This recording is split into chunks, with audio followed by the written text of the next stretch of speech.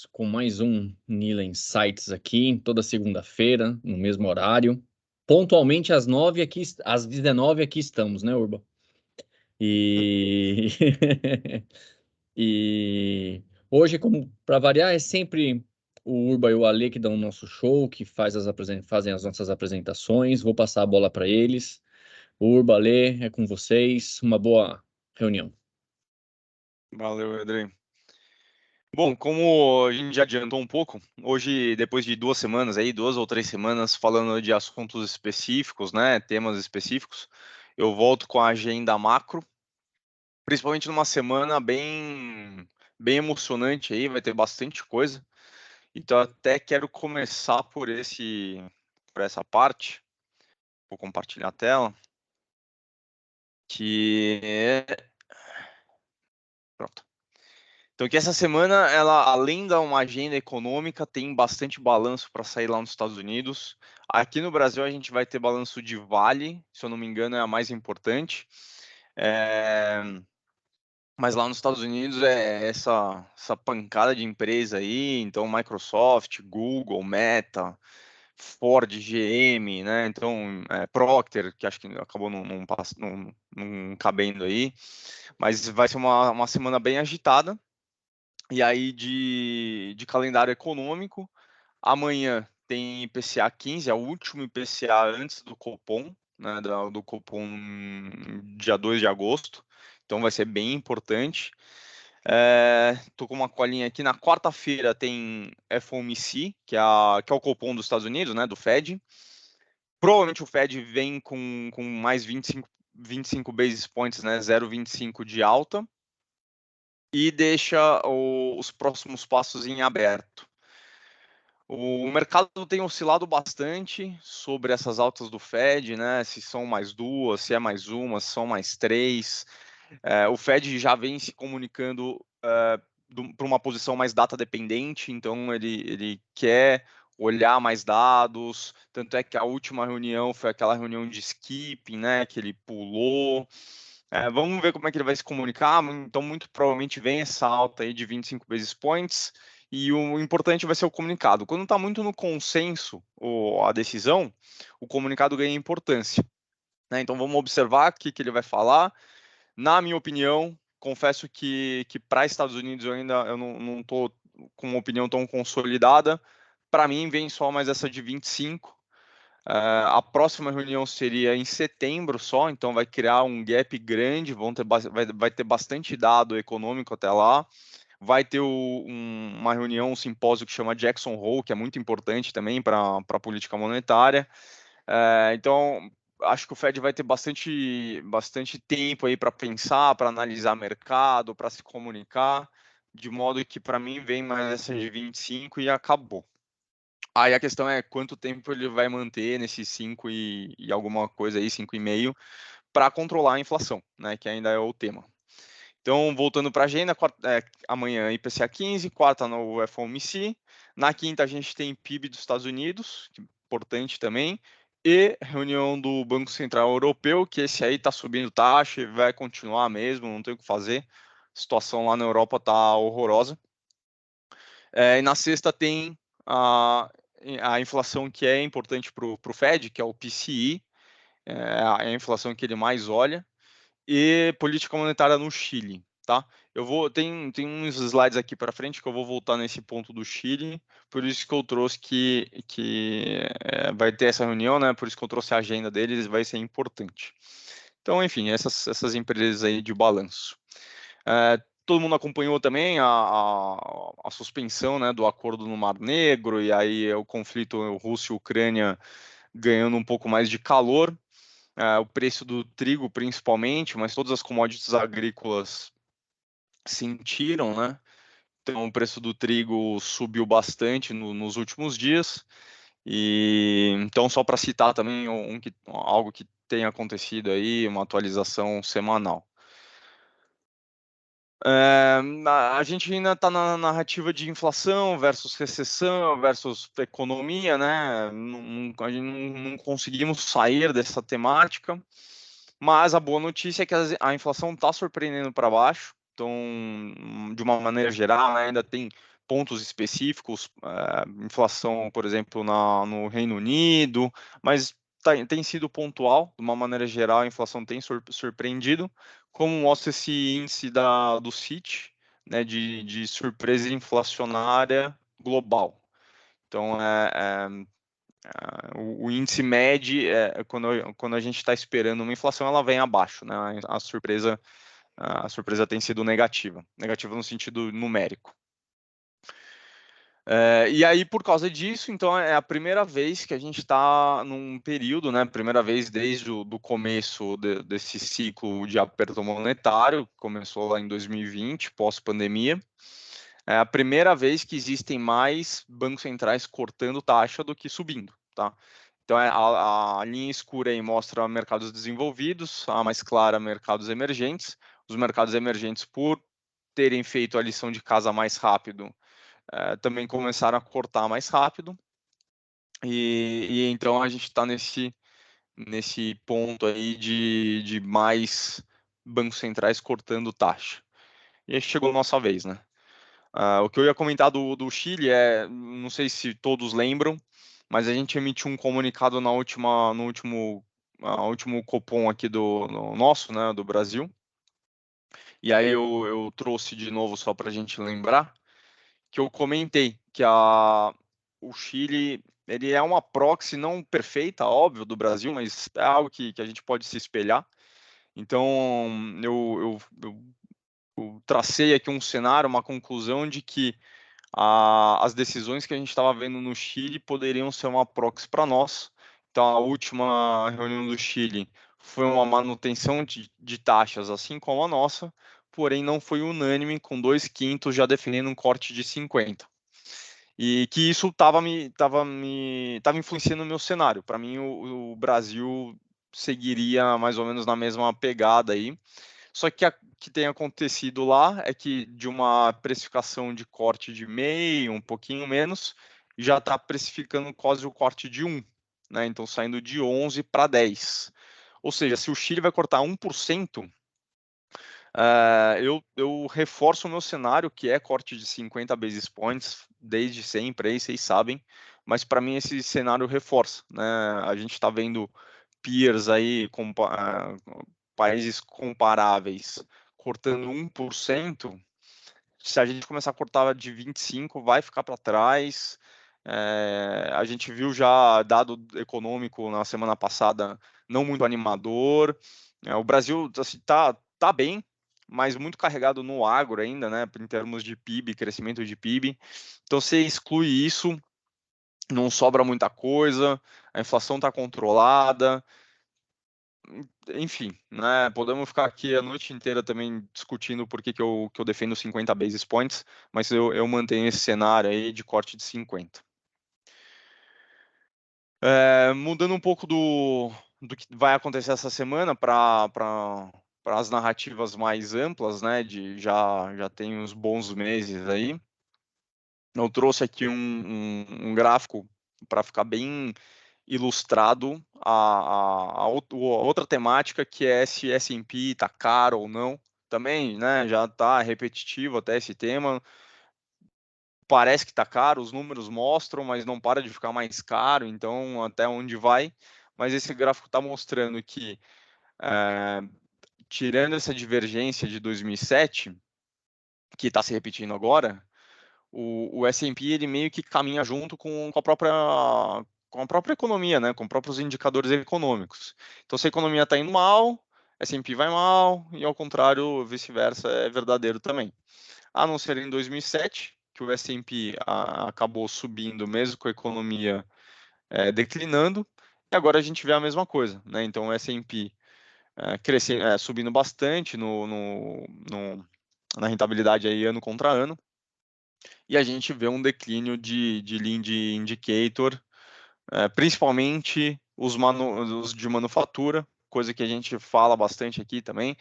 Hoje até acabei não citando, mas hoje foi dia de PMIs. PMIs é aquele indicador da parte da indústria, né, de uma economia, de um país. Saíram os PMIs de Europa, PMIs de Brasil, Brasil não, desculpa, dos Estados Unidos. E eles vieram ruim, né? Os PMIs de manufatura vieram ruim, então estão indicando contração, sim, econômica, e os de serviço ainda ou não tão ruins, ou até bons, né? Indicando alguma expansão. Então ainda existe consumo para serviço, né? As famílias estão gastando com serviço, agora com a parte de manufatura não. Hoje também eu me deparei com um artigo do Wall Street Journal, se eu não me engano, e compartilhei em algumas redes sociais que explica o que está acontecendo com o consumo lá na Europa. Toda vez que a gente tem a oportunidade de falar um pouco mais amplo, né, um tema mais amplo, eu comento a situação que eu vejo na Europa, que dos últimos 15 anos, na verdade, a primeira década, né, de 2000, com a zona do euro, com o próprio euro, União Europeia, foi um último suspiro lá de relevância econômica da Europa, mas de lá para cá eu tenho visto um declínio muito pautado na demografia do país, em decisões de Brexit, por exemplo, né? Então, não movimentos não cooperativos. E isso e é importante falar que o movimento não cooperativo ele restringe muito o fluxo de imigrantes, né? E você estrangula a pirâmide etária do país e estrangula a disponibilidade de mão de obra. Então, os europeus eles estão ficando mais velhos, eles dão foco para a qualidade de vida, tem pouca imigração, e enfim, a gente vê aí que o PIB, né? Isso é medida de PIB, a economia sofre. Então, nos últimos 15 anos, desde 2008, a zona do euro cresceu 6% em PIB, contra 82% dos Estados Unidos. Né? É uma diferença absurda. Se pegar outros, China, Índia, até maldade comparar. Mas comparando economias que já eram grandes, né, Estados Unidos e zona do euro, a diferença é abissal. Então eu trouxe esse tipo de Urba, curiosidade aí. desculpa te interromper. Não, pode falar. Nesse ponto em específico, né? Eu vou até depois buscar o dado, eu não sei se você tem ele aí. Qual que foi a variação da relação dívida-PIB nesse período dos Estados Unidos e da zona do euro? Você sabe? Porque Hum, esse é um fator importante também. eu não sei, Ale, então respondendo de antemão, eu não sei. A gente pode pesquisar sim, mas eu diria que as duas devem ter. Eu não deve, a gente não deve enxergar uma discrepância tão grande, porque os Estados Uhum. Unidos sim é sabidamente bem endividado, né, passando de 100%, mas do lado da zona do euro a gente tem Itália, a gente tem Portugal, a gente tem Grécia, que esses países Também todos quebraram. ferrados. 2012 esses países quebraram. E aí esse é o seu lance da zona do euro, né? A Alemanha segurou todo mundo. Então, desculpa, eu lembro de cabeça de dívida PIB da Itália passando de 200%, era algo absurdo. Mas vamos atrás dos dados, sim, e a gente adiciona dados aí na conclusão, né? No Não, eu estudo. acabei de. Não, é antigo aqui, disfarce. Tem que caçar melhor aqui. Tá bom. Bom, passando, aí eu vou entrar em dois temas que para mim são os dois ativos, né, por falta de melhor classificação, que estão precificando a recessão. E aí, a depender da convicção e da narrativa que a gente tem para a construção de portfólio, eles são os mais óbvios da gente estar exposto se a narrativa da inflação não é a nossa crença ou, né, como diversificação de carteira, a gente quer ter aquele pedaço da carteira que vai bem se não tiver recessão, que é commodities e a taxa de juros de 2 anos dos Estados Unidos, que eu já passo no próximo slide. Então, commodities hoje precifica uma recessão. Subiu um pouquinho, né? Principalmente hoje, mas já tem alguns dias aí que tem subido alguma coisa, seja as commodities agrícolas na esteira aí da piora do conflito Rússia-Ucrânia, seja por uma dinâmica de preço. Ontem, né? Bom, na virada aí, ontem para hoje, a China teve a reunião do Partido Comunista, né, do Politburo, onde ela sinalizou que precisa estimular a economia. Então, isso tudo é bom para commodities, mas eu estou falando dos últimos dias. Se a gente pegar uma janela maior, commodity tem apanhado bastante. Então, por quê, né? Porque ela tem precificado essa recessão. E aí a gente vê nesse gráfico que ele compara contra o Dow Jones, que a cesta de commodities versus o Dow Jones está nas mínimas históricas aí, indicando que ou pode ser de um lado ou do outro, mas de qualquer jeito, como isso é uma proporção, não vai influenciar na conclusão. Então, o Dow Jones está muito caro em relação a commodities, ou o commodities está muito barato em relação a tudo. Independentemente disso, como eu disse, a conclusão é, se a sua narrativa, se a sua convicção é que o mundo não vai entrar numa recessão tão profunda assim, commodities não tem por que estar tão barato, tá? Spoiler, a gente está alocado em commodities, seja em commodities individuais, né, pontuais, por exemplo, petróleo, minério de ferro com a Vale, as próprias commodities agrícolas com algumas empresas da Bolsa, seja na cesta como um todo. A gente tem essas duas exposições. E aí o outro ativo que está muito barato seriam os 2 anos americanos, né, a taxa de juros de 2 anos.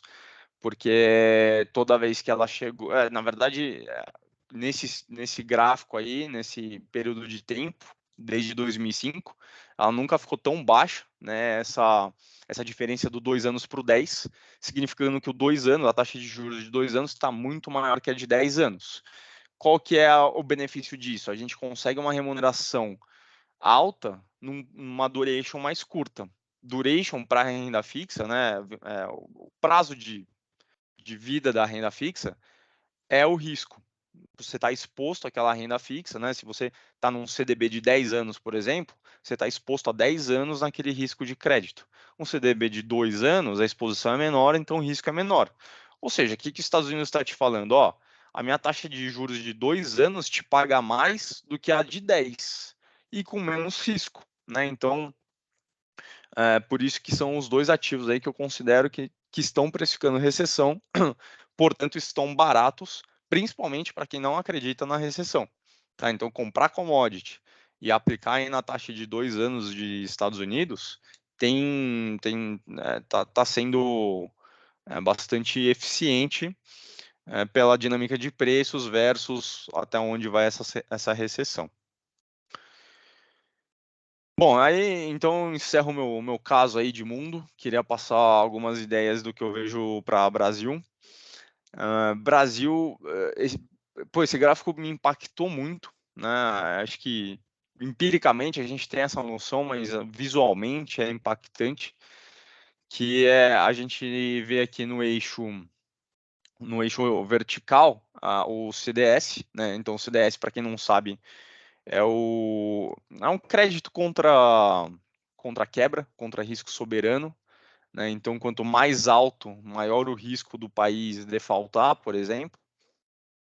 Então, aqui a gente está mais ou menos nos 300, 200 alto, e aí no eixo horizontal, o rating segundo o S&P.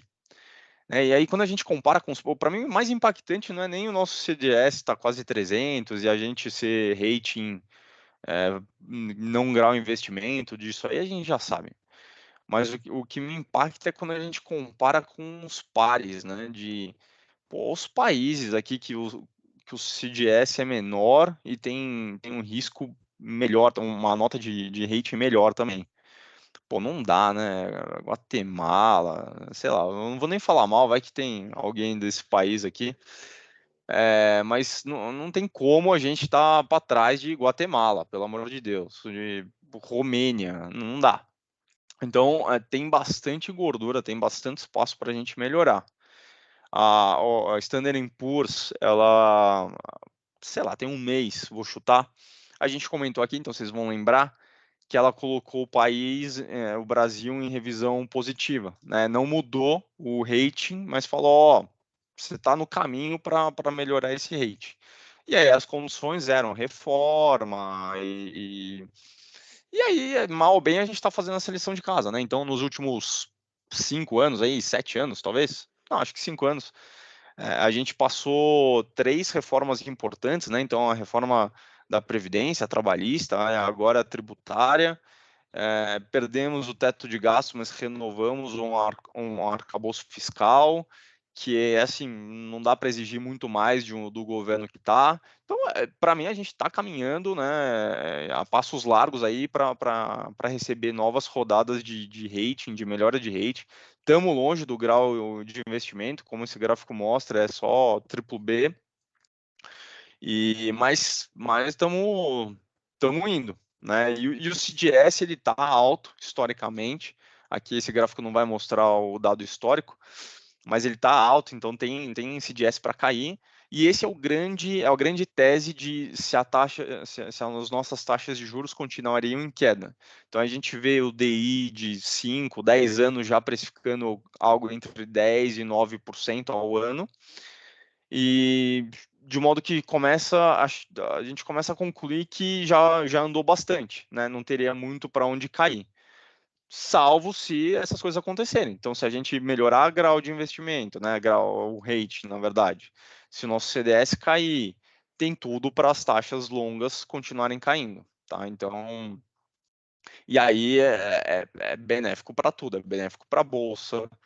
Quem já está em pré-fixado vai ganhar muito dinheiro, quem já está em PCA mais vai ganhar muito dinheiro.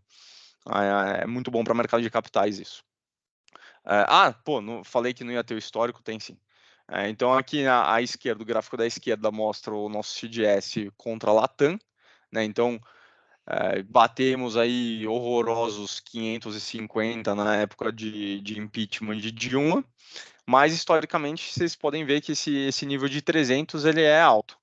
A gente já navegou bem mais baixo aí na época de 2006 a 2015, mais ou menos, que era quando o Brasil tinha o grau de investimento, né? Então essa área cinza aqui é o investment grade do Brasil.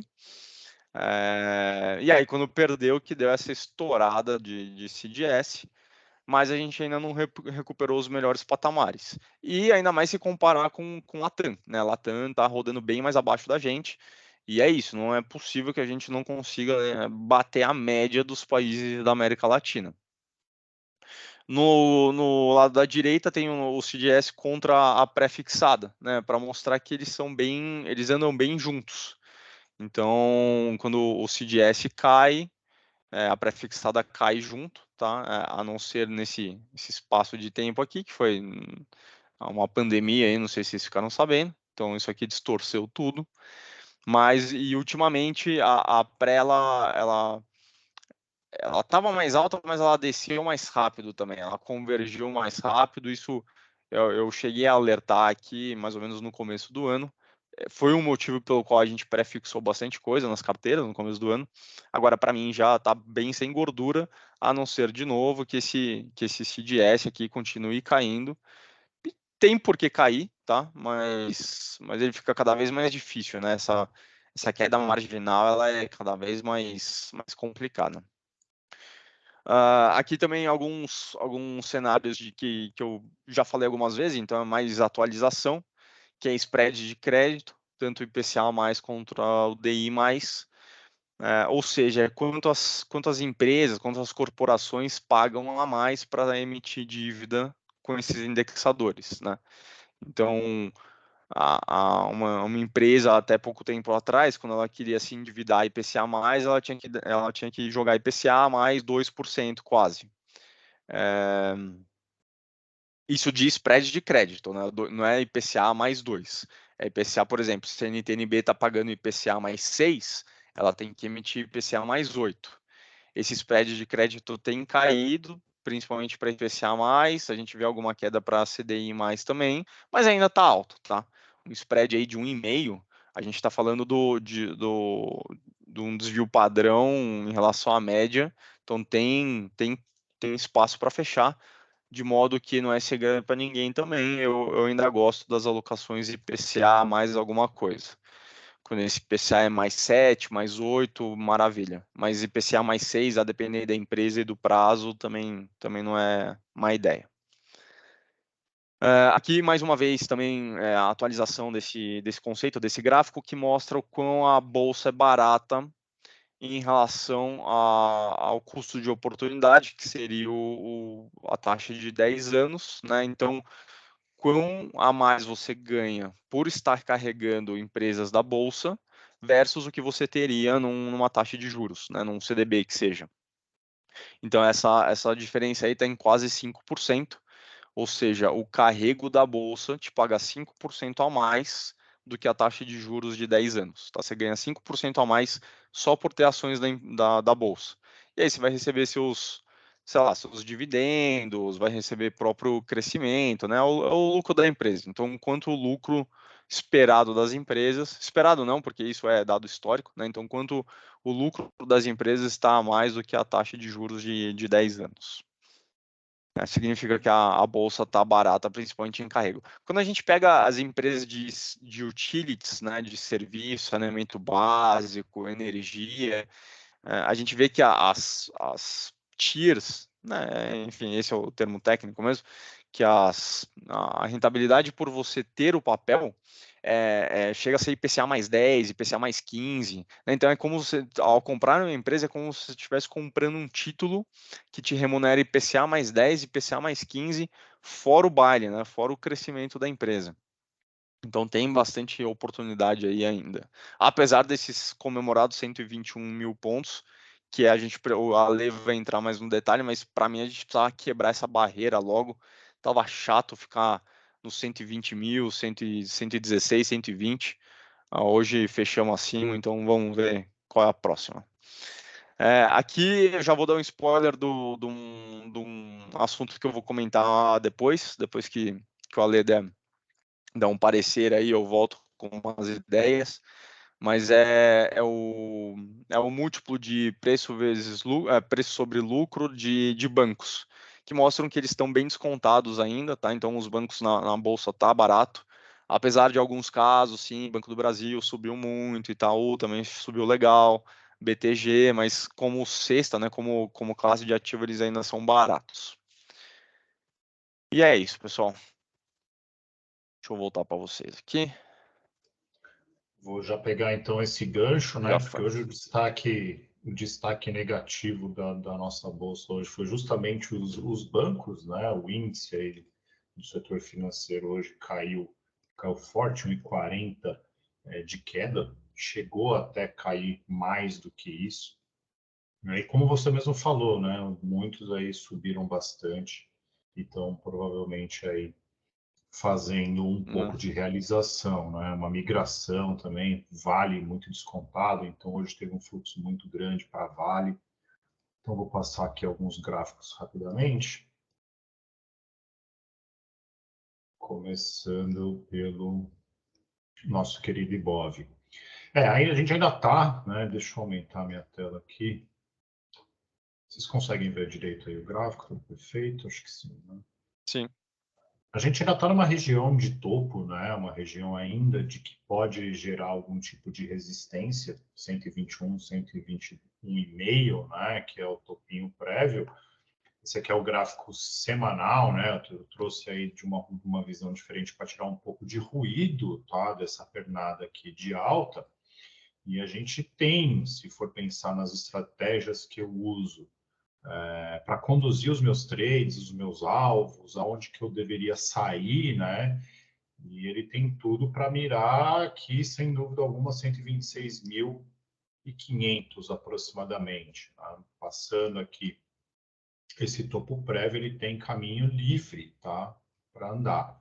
Então, um movimento aqui bem bonito. Então, para quem conhece um pouquinho aí das teorias das ondas de Elliott, onde o mercado ele anda 5 ondas, né, positivas para depois corrigir em 3, a gente estaria na primeira, na segunda, terceira, quarta, engatando uma quinta, né? Então a gente estaria aqui numa última pernada deste movimento de alta, né? Ele rompeu já o topinho prévio, então tudo indica de fato que ele vem a caminhar mais, né? Vai chegar no 126,5? Não dá para saber, mas graficamente falando, sem dúvida alguma, tem tudo para ir.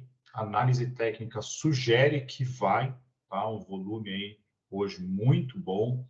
Então, tem todos os fatores técnicos aqui corroborando para que o Ibov passe aí esse 122 e busque os 126,5. Né? A gente só não subiu mais hoje, como comentei, pelo IFNC, estava bem esticado também, estava fazendo a mesma movimentação do Ibov, né, com um pouco menos de ruído, né, e começou a semana negativando. Tá em região de topo, na mesma situação que a gente está, né, topo anterior, realizou. Eu espero que o Ibov não realize, que essa realização tenha ficado aqui somente no IFNC. E o índice de small caps, na sua visão semanal, né, tem muito mais espaço para percorrer ainda. Né? Ficou bem descontado, um setor que apoia bastante qualquer queda aí na nossa taxa de juros, né, mais ainda do que já está precificado no mercado, isso aqui tende a explodir, tem muito caminho para andar se a gente comparar com o próprio Ibov. Né? O Ibov já não tem mais tanto essa queda para ser recuperada. E aí dos bancos, né, o que chamou de destaque aqui negativo, qual foi? Foi o Bradescão, né, que já vem sofrendo bastante, há bastante tempo. Caiu 2,70, foi um dos que mais puxou no dia de hoje. Tem agora aqui resistências interessantes na casa dos 17,50 aproximadamente, vai ser um pouco mais difícil de passar aqui dessa região. E Vale, que foi um destaque extremamente positivo, estava em região de fundo, não dei recomendação de compra nem de venda, mas falei que vender aqui era maluquice, né? Numa região super importante de preço. Tem uma formação já de pivô de alta, mira agora os 72,30 aproximadamente. Então, mais um pulinho aí, atinge o seu primeiro alvo em 72,30 ali aproximadamente. Dos gráficos, uma coisa que eu queria trazer aqui é a questão dos bancos, né? O KRE, que a gente tem que ficar, que eu acabei não vendo, fazendo essa relação, mas foi negativo. O KRE, que é o índice americano de bancos, hoje subiu bem, a gente de fato aí está completamente na contramão. E obviamente eu vou falar aí do pai de todos, né? O que guia todos os santos, o S&P, também na nossa visão semanal, e aí perguntando se estava caro ou não, né, tá para chegar no topo histórico. Está faltando muito pouco aqui para chegar no seu topo histórico. Está num topo prévio, mas não tem tanta relevância assim. Tem caminho praticamente livre aí para buscar o topo prévio. Enquanto todas as suas médias estiverem apontando para cima aqui, principalmente no diário, né, pegar um pouco mais de ruído aí, pegando um pouco mais de ruído no diário, que é por onde eu guio a maioria dos swing trades, enquanto tiver com todas as suas médias apontando para cima, não tem como pensar, né, em qualquer tipo de queda para o S&P. Depende, é claro, da divulgação de balanços aí, vai ter uma leva muito grande. Vamos ver como que vai ser aí esse mês. E a taxa de juros, né? A taxa de juros aí, dependendo do que for anunciado, se de repente eles surpreenderem e aumentarem mais do que o previsto, isso aqui pode dar uma realizada mais forte. Vamos ver. Mas está muito bonito, muito técnico o gráfico da S&P, fazendo seus topos e fundos ascendentes e não tem nenhum único sinalzinho de que isso daqui vai parar graficamente.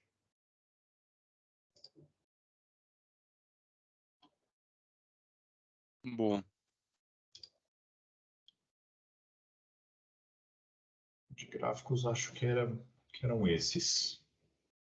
Então, bom, pessoal, das narrativas macro, acho que é isso, como eu comentei no começo da apresentação, a gente ainda está nos mesmos temas, né? Ainda acompanhando a inflação, como os bancos centrais estão reagindo a isso, todos os indicadores econômicos do lado da manufatura indicam retração, do lado do serviço indicam ou uma leve retração ou até uma expansão.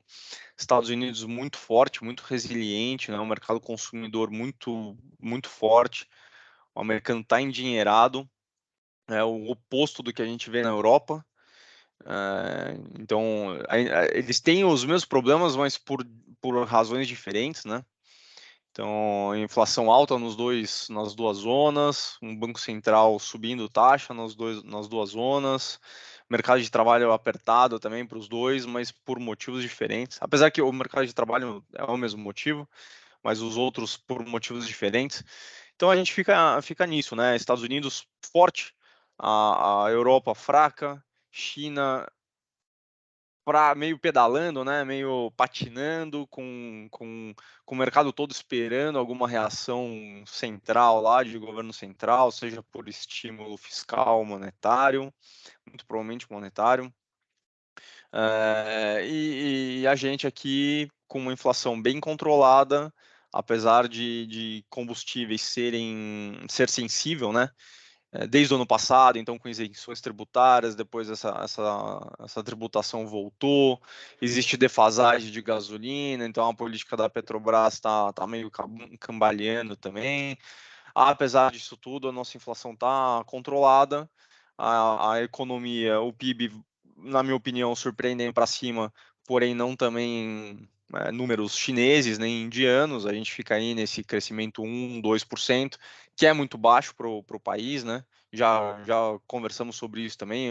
Para mim, o problema do Brasil é que o Brasil cresce pouco, e aí, por crescer pouco, a gente não consegue se livrar de uma dívida alta, de uma dívida PIB alta, a gente não faz poupança, né? O Brasil não tem investimento, não tem capacidade de poupança. Mas, apesar disso, no relativo, muito bem. A gente vê o dólar fechando na mínima do ano, se eu não me engano, né, Ale? Foi a mínima do ano? Putz, eu até acabei esquecendo de trazer o gráfico, né? Mas é isso aí, o dólar fechou hoje cotado a 7,4, 7, eu tô ficando maluco. 4,73, né? É o menor valor do ano. Então. E aí, o gráfico também que eu trouxe, né, de comparativo de rating com o CDS. Então, apesar de tudo, a gente fazendo a lição de casa aí, de algum jeito, né, não vai tirar 10, mas vai passar de ano. Então, no relativo, muito bem. Países que poderiam estar melhores que a gente, México, Índia, assim, eu até concordo, mas até por isso, países caros. México eu nem acho que deveria estar tão na frente, Índia, sim, Índia é a bola da vez aí, mas no relativo a gente tá muito bem, de modo que até por conta dessa cotação, né, o dólar cai com entrada de remessa para cá, né, com entrada de divisa, que é o fluxo estrangeiro. Então, o estrangeiro tem entrado no Brasil, seja para aproveitar o carrego da moeda, né, aproveitar a taxa de juros, seja, desculpa, seja Ibovespa. Então, acho que, de maneira geral, era isso. Talvez eu inibi perguntas no começo, né? Que eu tava afiado, mas se tiverem perguntas aí, podem ficar à vontade. Não, eu acho que, até para complementar, Urban, legal que quando você mostrou no início aquela questão, né? Por que a gente acha que do 0,25, do 0,50 dos pontos logo no início né, da taxa Selic de pontos, né? E por que a gente fez aquela operação, que você fez aquela operação, gerou aquela Uhum, rentabilidade de 300% em 27 dias, 21 dias.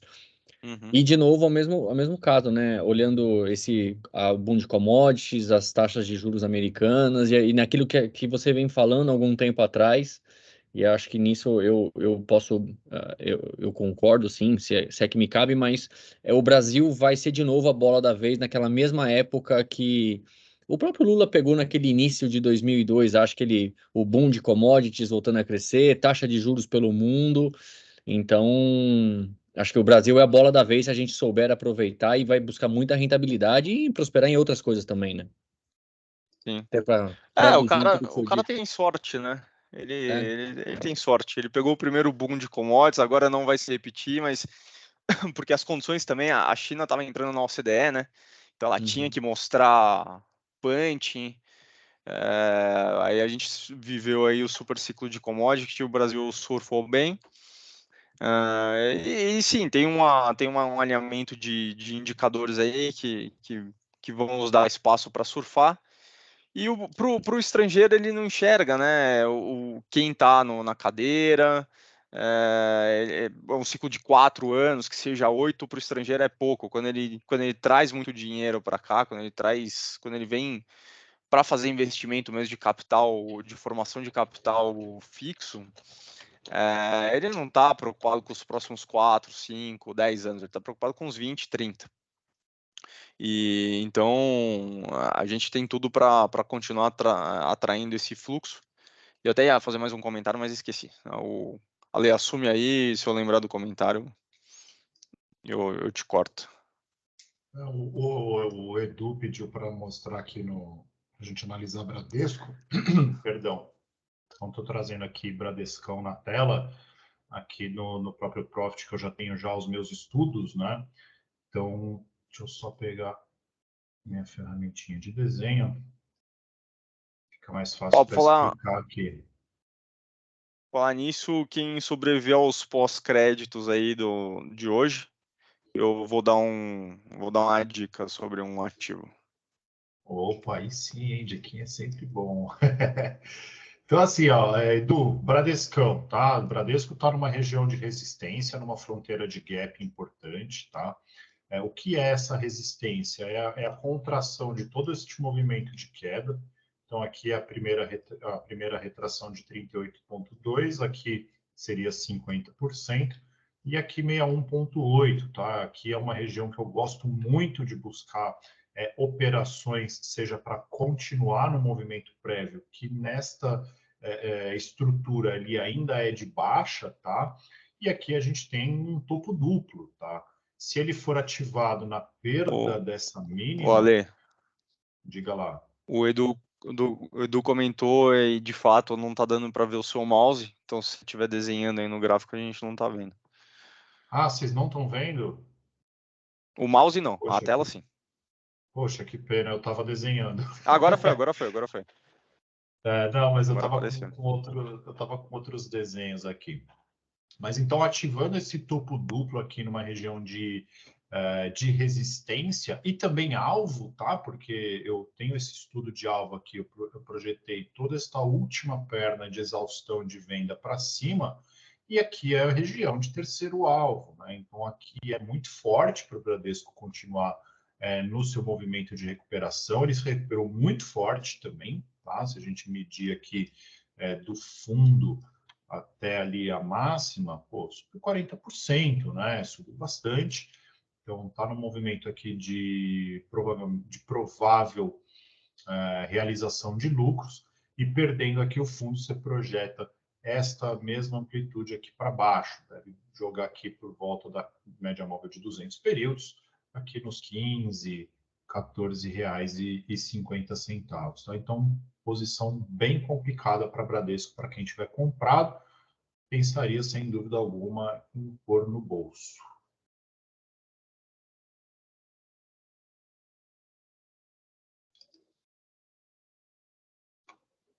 Beleza. Deixa eu ver se tem mais alguma pergunta aqui. Maravilha. Se alguém tiver mais algum ativo, já estou com a tela aqui. Podem perguntar, meu povo, não tem problema não. Ele tem cara de bravo, mas não morde não, ele só Sou xinga de vez bravo em quando. não, pô. Sou bravo nada. É que eu sou careca. Ah, tá. Só parece. É. Bom, acho que é por isso, acho que é isso, então. Se alguém tiver aí, pode mandar também. Aí, ó, mandou. 3R. Essa aí deu uma puxada, né? Essa aí é tese da casa, hein? A gente está Deu uma comprando. puxada. Chegou a dar uma tristeza para quem estava comprado, né? E ela estava assim, não no mesmo patamar, né? Mas tem um cenário muito parecido com o gráfico de Vale. A diferença é que a Vale está fazendo fundos mais altos e aqui 3R ela tem fundos na mesma região. Então, isso daqui, quando chegar de novo, se chegar 26, 25,5, é praticamente uma compra certa. Deixa na pedra aqui e torce para, se porventura vir aqui embaixo. Está caminhando agora para a retração, que assim como eu comentei de Bradesco, é uma retração importante, tá? 61,8 aqui na região dos 38,60 centavos. Um movimento muito já esticado, olha a inclinação desse movimento aqui no diário. Graficamente falando, seria interessante um respiro, uma barra negativa aqui, para que ele suba de forma mais natural, de forma mais tranquila. Porque tudo que sobe muito forte assim, se vier realização, ela vem praticamente na mesma força, tá? Diferente de uma queda. Tá? As quedas elas ocorrem com bastante violência, não necessariamente elas devolvem na mesma velocidade. Agora, subida, sim. Tá? Quando sobe muito forte, muito inclinado, como está aqui, tem uma grande chance de cair ainda. Mas, por enquanto, está tranquilo. Está rompendo uma região de topos prévios, então aqui é um topo prévio. Seria muito legal ver ela testar essa região, fazer uma estrutura de pivô e subir com uma angulação não tão inclinada como está agora. Mas está bonito.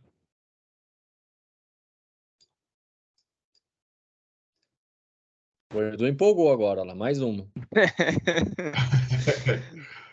Deixa eu ver aqui como está o mercado O Zé de perguntou embalagens também. e papel. Embalagens e papel é Klabin, né? Cara, é Klabin Suzano, mas acho que principalmente Irani, viu, Ale? Irani. Porque Klabin e Suzano, primeiro que eles exportam bastante, né? E Uhum. segundo que é aquela coisa de celulose longa, fibra longa, fibra não sei o quê. Não sou o melhor entendido. Mas a Irani é caixa. É na caixa na veia. A caixa da Amazon aí que você recebe É no dela. e-commerce é da Irani. É. É tudo dela. Não, legal, ela veio de um movimento de baixa e olha a situação que aconteceu em Bradesco ali, por exemplo, né? Igual a gente viu agora com... Esqueci. 61,8, né? Região de 61,8 aqui novamente. Ele devolveu, tentou 61,8. Então é uma região de briga, né? E a partir do momento que consegue se libertar dela, né? Ela tende a primeiro a buscar o topo anterior, né? E está indo bem bonito agora, tá? Também no movimento de topos e fundos descendentes de forma mais tranquila, aumentou o seu ângulo de alta aqui. Não é tão interessante ver essa angulação toda. Está perdendo uma média curta agora, nesse momento. Pode fazer um processo de realização novamente, tá? E se ele vier fazer alguma realização nesse momento, eu tenho toda esta puxada mais esticada de alta. Então, um repique aqui até 9,30, 9,15 seria completamente saudável para a continuação aí do seu movimento de alta, tá? O que dá para projetar de alvos também, para ver se ainda está distante de primeiros ou segundos alvos, seria isso aqui. Esta pernada aqui, a gente vê que cravou aqui perfeitamente o primeiro alvo e tá gerando aqui um tipo de resistência, né? Então, bem bonito o papel. Seria legal um novo recuo até aqui para retomar e buscar o seu segundo alvo lá em 10,97.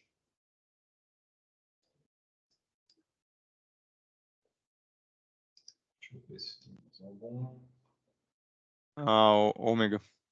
A Ômega. A Ômega deu uma respirada também, né? Ela chegou a andar bem. Eu acho que eu tenho os estudos dela no. Aqui que tá mais fácil.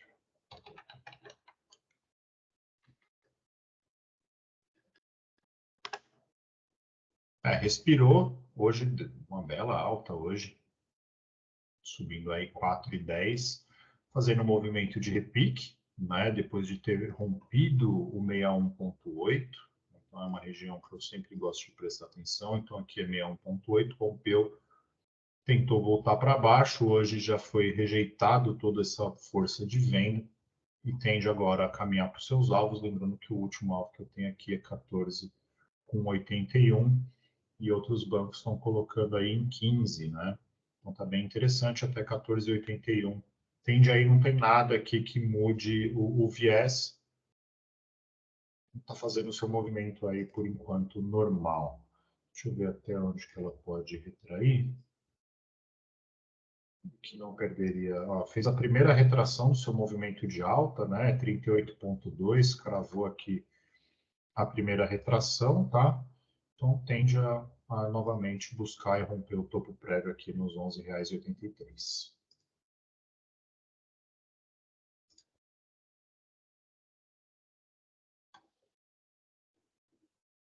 É só? É. Que é isso.